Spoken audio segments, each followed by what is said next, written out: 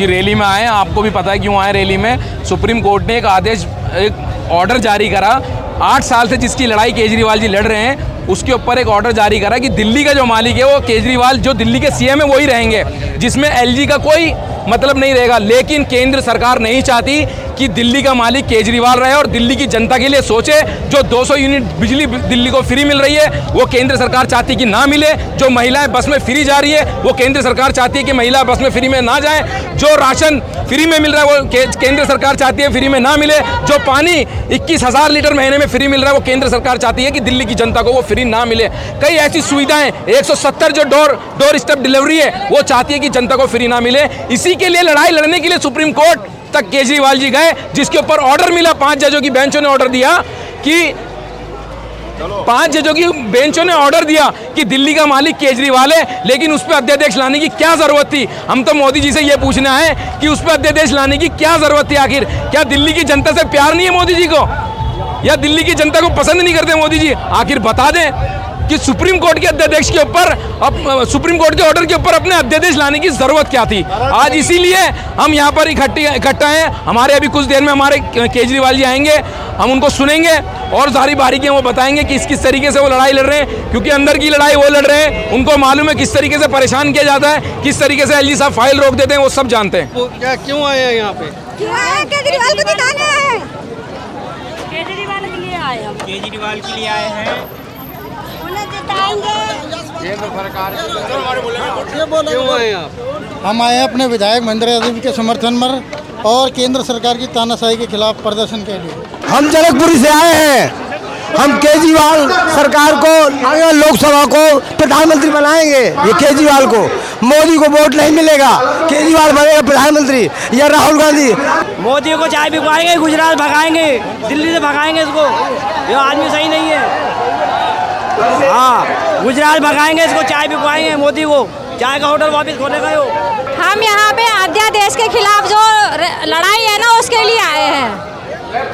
Sir ऐसा है, रोज रोज अध्यादेश ला करके ये अगर गवर्नमेंट को कैप्चर करना चाहते हैं तो यही बात मेरा कहने का मतलब है कि क्यों ये कर रहे हैं। अगर आपने उनको पावर ही नहीं देनी है, या आप कोर्ट कचहरी को भी नहीं मानते हैं, सुप्रीम कोर्ट को नहीं मानते, हाई कोर्ट को नहीं मानते हैं, अगर वो सुप्रीम कोर्ट ऑर्डर देती है कि भाई आप इसको गवर्नमेंट को पावर दें, अगले दिन ये जो है वो अध्यादेश ले आते हैं, तो ये समझ से परे है। मोदी सरकार ने हिंदू मुस्लिम करके देश के पूरे बंटवारे कर दिए। मुसलमानों के इतना सब्र का इम्तहान ले रहे हैं मोदी सरकार ने कि मुसलमान इस टाइम चुप बैठा है, लेकिन ऊपर खुदा बैठा देखता है मुसलमान के दिलों के। एक दिन ऐसी आह लगेगी कि मोदी सरकार सत्ता से उखाड़ फेंकेगी। नमस्कार दोस्तों, क्या नरेंद्र मोदी के खिलाफ देश में ज़मीनी माहौल बन रहा है या विपक्ष यूं ही हवाई मोदी की सियासी किलेबंदी कर रहा है?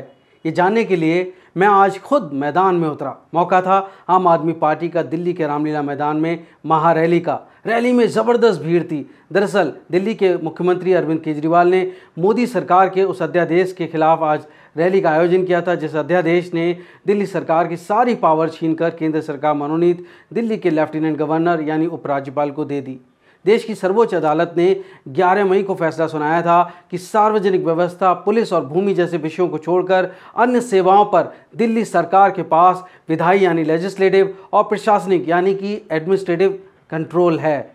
दरअसल प्रधानमंत्री मोदी ने सत्ता में आने के बाद गृह मंत्रालय से एक नोटिफिकेशन जारी करा दिया था, जिसके अनुसार केंद्र से कि वो दिल्ली की सर्विस के मामले यानी कि दिल्ली के मुख्यमंत्री के पास नहीं होंगे, वो एलजी के पास रहेंगे। लेकिन सुप्रीम कोर्ट के प्रधान न्यायाधीश DY चंद्रचूड़ की अध्यक्षता वाली 5 सदस्यीय कॉन्स्टिट्यूशनल बेंच ने फैसला सुनाया कि जनता द्वारा निर्वाचित सरकार का प्रशासन पर नियंत्रण जरूरी है। उन्होंने कहा कि केंद्र शासित प्रदेश दिल्ली का दूसरी यूनियन टेरिटरीज के विपरीत विशेष प्रकार का दर्जा है, और उन्होंने न्यायाधीश अशोक भूषण के 2019 के फैसलों से सहमति नहीं जताई कि दिल्ली के पास सेवाओं पर कोई अधिकार नहीं है।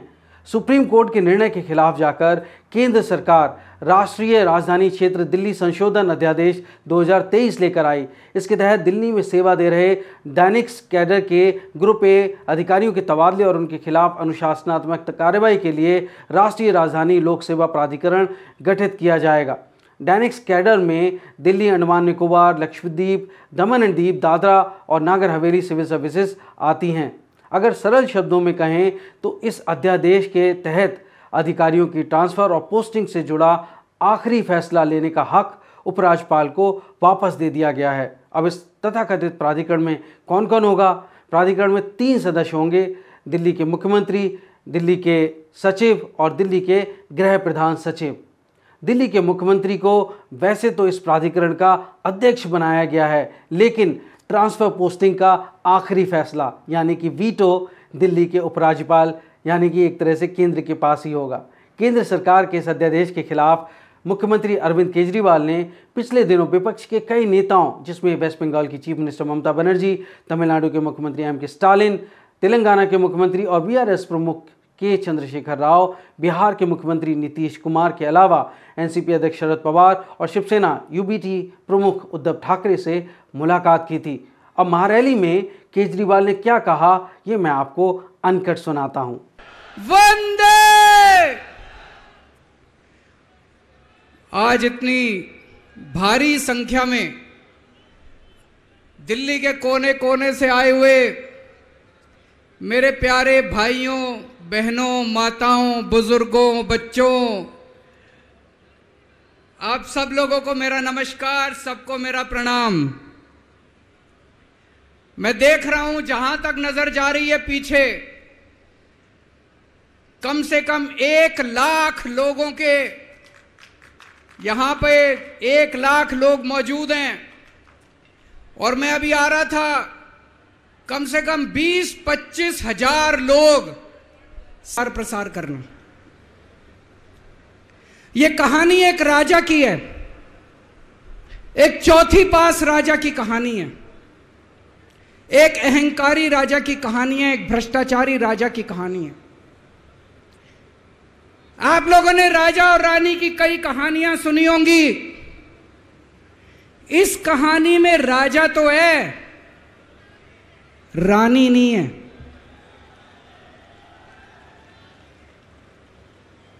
तो एक महान देश था, कई हजार साल पुराना देश।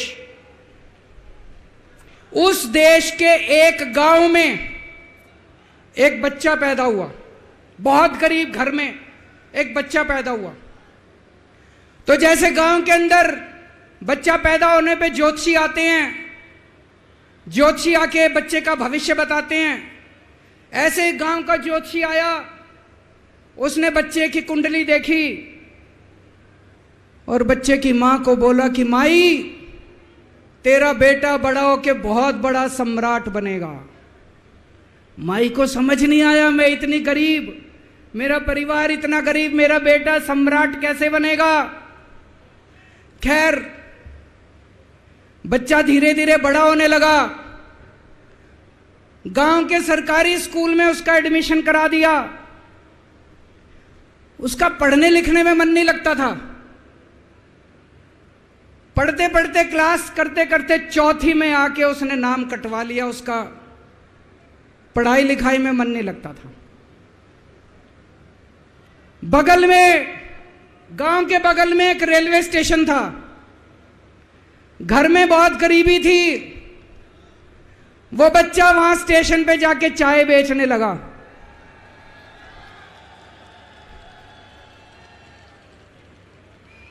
चाय बेच के अपना गुजारा करता था। वो भाषण बहुत अच्छा देता था, बचपन से ही बड़ा अच्छा भाषण देता था। गांव के लड़कों को इकट्ठा कर लेता और भाषण देना चालू करता। धीरे धीरे आसपास के गांव में फैल गया कि यह बच्चा भाषण बड़े अच्छे देता है। आसपास के लड़के भी इकट्ठे हो गए और जो मर्जी टॉपिक हो भाषण देना चालू कर देता था और रुकता ही नहीं था, घंटों घंटों तक भाषण देता रहता था। बच्चा बड़ा हुआ। ज्योतिषी ने कहा था बड़ा होके बच्चा उस महान देश का सम्राट बन गया। लेकिन राजा तो अनपढ़ था, उसे तो कुछ आता नहीं था। अफसर आते, उस अनपढ़ राजा से जहां मर्जी साइन करा लेते, जहां मर्जी जो मर्जी साइन करा लेते। वो राजा अनपढ़ था, उसे लगता था मैं अगर अफसरों से पूछूंगा तो मेरी कमजोरी सबके सामने प्रकट हो जाएगी, अफसरों को लगेगा मेरे को कुछ आता नहीं है। अफसर जो मर्जी लेके आते थे वहां साइन कर देता था। वो धीरे धीरे पूरे देश के अंदर फैल गया कि राजा अनपढ़ है, राजा अनपढ़ है। राजा को बड़ा बुरा लगने लगा, तो राजा ने कहीं से एक फर्जी डिग्री का जुगाड़ कर लिया, एक फर्जी डिग्री का जुगाड़ कर लिया, एमए की डिग्री का। और राजा बोला मैं एमए हूं, पर सच्चाई तो पूरे देश को पता थी, राजा तो अनपढ़ था। धीरे धीरे राजा अहंकारी भी होता गया, अहंकारी राजा और ऊपर से अनपढ़। जो मर्जी उस राजा के पास जाता और राजा से कुछ भी पास करा के ले आता। एक बार कुछ लोग गए, राजा को बोले जी नोटबंदी कर दो, नोटबंदी करने से भ्रष्टाचार खत्म हो जाएगा, आतंकवाद खत्म हो जाएगा। राजा को कुछ समझ नहीं आया, राजा की खूब चमची मारी उन्होंने। राजा ने एक दिन शाम को टीवी पे आके 8 बजे नोटबंदी कर दी। पूरे देश का बेड़ा गर्क हो गया दोस्तों। लंबी लंबी बैंकों के सामने लाइनें लग गई, कई लोग मर गए, दुकानें बंद हो गई, रोजगार बंद हो गए, बड़ी बड़ी इंडस्ट्री बंद हो गई, पूरे देश का बेड़ा गर्क हो गया। फिर एक दिन कोई आके बोला जी 2000 का नोट ले आओ। राजा 2000 का नोट ले आया।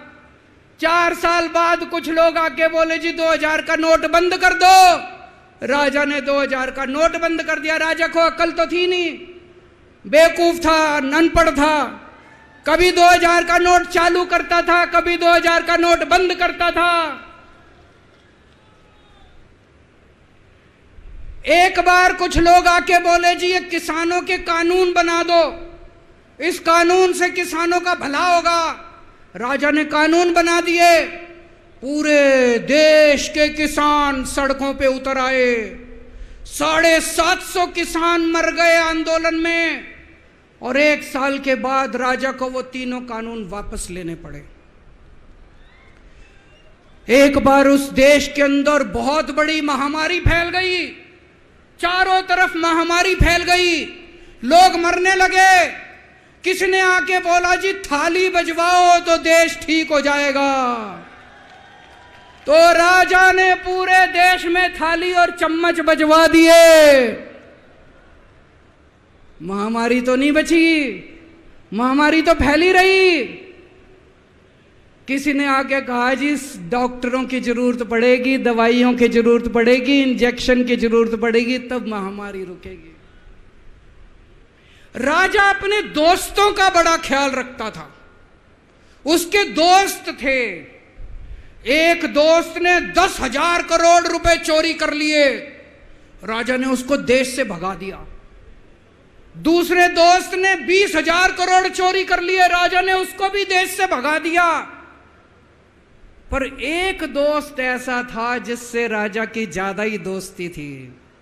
कौन था? उसको उन्होंने सारे एयरपोर्ट बेच दिए, सारे जहाज बेच दिए, सारे सी पोर्ट बेच दिए, उन्होंने आसमान बेच दिया, जमीन बेच दी राजा ने, खदानें बेच दी। उस दोस्त पे राजा मेहरबान था। राजा का एक और दोस्त था। वो दोस्त इतना गंदा था कि उसने कुछ अंतर्राष्ट्रीय खिलाड़ी महिलाओं के साथ बदतमीजी करी, लेकिन राजा ने दोस्ती नहीं छोड़ी। मजाल जो उस दोस्त के ऊपर कोई आंच आ जाए, राजा उस दोस्त के साथ खड़ा रहा, लेकिन उसने खिलाड़ियों का समझ। राजा का एक और दोस्त था। उस दोस्त ने किसानों के ऊपर गाड़ी चढ़ा दी, रौंद दिया, कुचल दिया किसानों को। राजा ने अपनी दोस्ती नहीं छोड़ी। इस बात पे तो दाद देनी पड़ेगी कि राजा दोस्तबाज था, एक नंबर का दोस्तबाज था। चारों तरफ अत्याचार हो गया, चारों तरफ देश के अंदर इनके अपने लोग जो थे वो बलात्कार करने लगे, गलत काम करने लगे, हाहाकार मच गया। जो राजा के खिलाफ बोलता राजा उसको पकड़ के जेल में डाल देता। एक दिन एक पत्रकार ने कार्टून बना दिया राजा के खिलाफ, उस पत्रकार को उठा के जेल में डाल दिया। एक दिन एक किसी पत्रकार ने उनके खिलाफ कुछ लिख दिया, उसको पकड़ के जेल में डाल दिया। जो राजा के खिलाफ बोले उसका बेड़ा गर्क। कोई जज अगर उस राजा के खिलाफ ऑर्डर करता था, राजा उसको बख्शता नहीं था। चारों तरफ अत्याचार, महंगाई, बेरोजगारी। ऊपर आसमान में देवता ये सब देख रहे थे कि पृथ्वी के ऊपर कितना घनघोर अत्याचार हो रहा है। सारे देवता इकट्ठे हुए, देवताओं ने मीटिंग करी, सारे देवता मिलकर शिवजी महाराज जी के पास गए और कहा, महाराज कुछ करो, पृथ्वी के ऊपर अन्याय हो गया, अत्याचार हो गया, चारों तरफ बलात्कार, चारों तरफ हाहाकार मचा हुआ है, जनता परेशान हो रही है। पृथ्वी जी शिवजी महाराज जी ने अपनी तीसरी आंख खोली और दोस्तों यहां प्रचंड पृथ्वी के ऊपर अजीब अजीब घटनाएं घटने लगी। उज्जैन के अंदर महाकाल की 6 सप्तऋषियों की बड़ी बड़ी 10 फुटा भारी भारी मूर्तियां थी। एक दिन बारिश और तूफान आया और 6 की 6 मूर्तियां टूट गई। लोगों ने कहा बड़ा अपशकुन हो रहा है, बड़ा अपशकुन हो रहा है।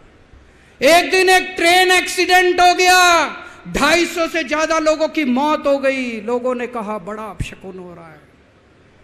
और एक दिन घनघोर बारिश आई, तूफान आया, ऊपर से आकाशवाणी हुई।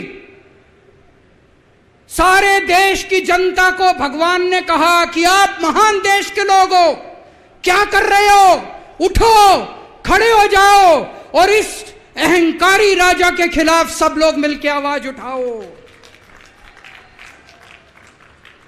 भगवान आपके साथ है। और उसके बाद दोस्तों सोई हुई जनता जाग गई और 1 साल के अंदर उस अहंकारी राजा का राजपाट जनता ने उखाड़ के फेंक दिया। और उसके बाद वो महान देश दिन दूनी रात चौगुनी प्रगति करने लगा। ये कहानी बड़ी पवित्र कहानी है। इस कहानी को सुनने से और सुनाने से परिवार का, समाज का और देश का बहुत भला होता है। इसे ज़्यादा से ज़्यादा शेयर कीजिए, ज़्यादा से ज़्यादा लोगों तक पहुंचाइए ताकि ज़्यादा से ज़्यादा लोग इसे सुन सकें, इसे समझ सकें। अंत में आपसे एक ही विनती है, अगली बार वोट डालने जाओ तो ऐसे आदमी को वोट डालना, ऐसे आदमी को प्रधानमंत्री बनाना जो कम से कम इतनी तो समझ रखता हो कि 2000 का नोट कैंसिल करना है कि चालू करना है। कपिल सिब्बल साहब एक बहुत अच्छी लड़ाई लड़ रहे हैं। इनकी एक वेबसाइट है इंसाफ के सिपाही। आप लोग सब लोग ज़्यादा से ज़्यादा इस वेबसाइट पे जाके इसको लॉगिन करें, रजिस्टर करें और हम सब लोगों को मिलके अपने महान देश भारत देश के लिए काम करना है। भारत माता की। तो क्या मोदी सरकार तानाशाह की तरह काम कर रही है?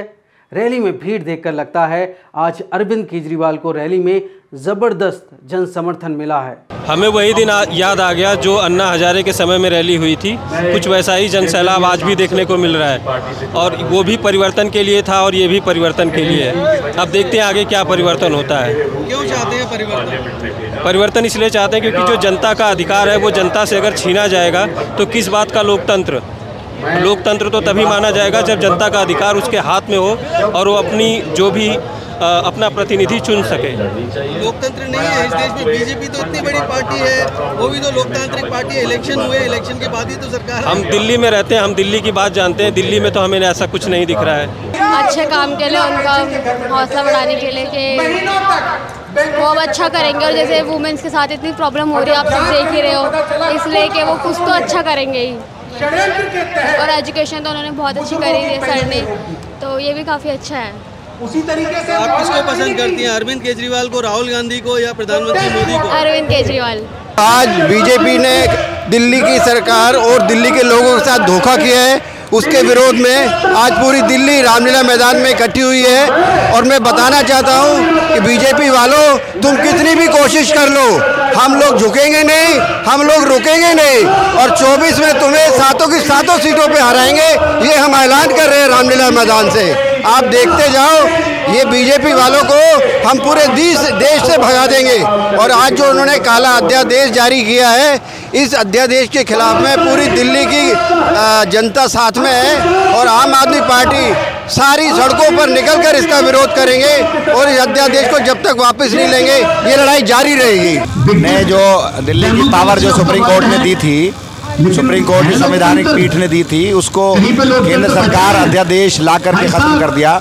आज उस केंद्र सरकार की तानाशाही के खिलाफ आम आदमी पार्टी ने ये रैली बुलाई है, और आज दिल्ली की जनता बड़ी तादाद में यहाँ आई है, लाखों की तादाद में यहाँ लोग हैं, और लोग मानते हैं, ये चाहते हैं कि दिल्ली की जनता को पावर दी जाए। आज ही समझ जाना चाहिए केजरीवाल जी क्या कर रहे हैं, क्या नहीं कर रहे हैं। इतनी पब्लिक को देख के, इतनी गर्मी में सब पब्लिक आई है, कुछ ना कुछ तो ऐसा किया है ना केजरीवाल जी ने, और कुछ ना कुछ नहीं, बहुत कुछ किया है। इन पब्लिक को आप देखिए चारों ओर, ये पब्लिक जो बैठी है अपने केजरीवाल जी के लिए बैठी है, तो बहुत कुछ किया है, कुछ नहीं बहुत कुछ किया है। मैं तो ये कहूँगी, आज मैं भी बैठी हूँ तो मेरे को भी विश्वास है केजरीवाल जी पे, तभी मैं बैठी हूँ। मैं जो मतलब संविधान में जो नियम कानून है उसी हिसाब से चलना चाहिए भारत सरकार, उसका मतलब अवहेलना नहीं करना चाहिए, कोई केंद्र सरकार हो या कोई सरकार हो। संविधान के खिलाफ हम भारतवासियों को चलना चाहिए। धन्यवाद। संविधान में ये मौका है कि वो अध्यादेश ला सकते हैं, संविधान में ही तो प्रोविजन है। कोई प्रोविजन नहीं है, अध्यादेश लाने का तो प्रोविजन है ना। मैं कह रहा हूँ अध्यादेश लाने का तो प्रोविजन है ना। अध्यादेश का मतलब क्या मतलब है? मेरा नाम मुकुंद है, मैं मेरठ से आया हूँ।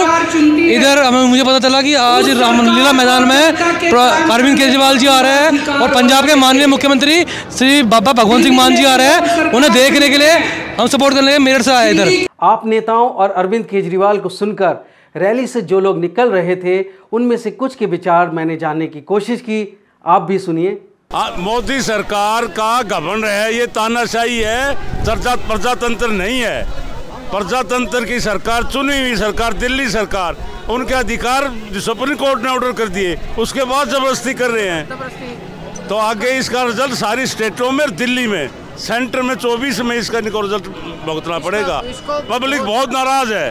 मोदी को तो लोगों ने इतना प्यार, मोदी को कहा, अभी पहलवान ये हमारी बहन बेटियां बैठी थी, उससे पहले किसान आंदोलन था। मोदी सरकार को बहुत ही अहंकारी राजा हो गया है। राजा तानाशाही, ये तानाशाही चल रही है इसकी। ऐसा ना, अगर ये इसी तरह से चलता रहा तो 2024 में साफ है ये।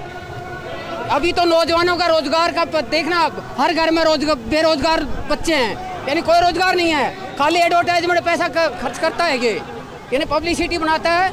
यानी अगर इसी तरह से रहा तो 2024 में बिल्कुल साफ है। अध्यादेश को पार्लियामेंट की रीअसेंबली के 6 हफ्तों के अंदर पारित करना होता है, और अगर केंद्र सरकार ऐसा नहीं कर पाती है तो अध्यादेश स्वतः खारिज हो जाएगा।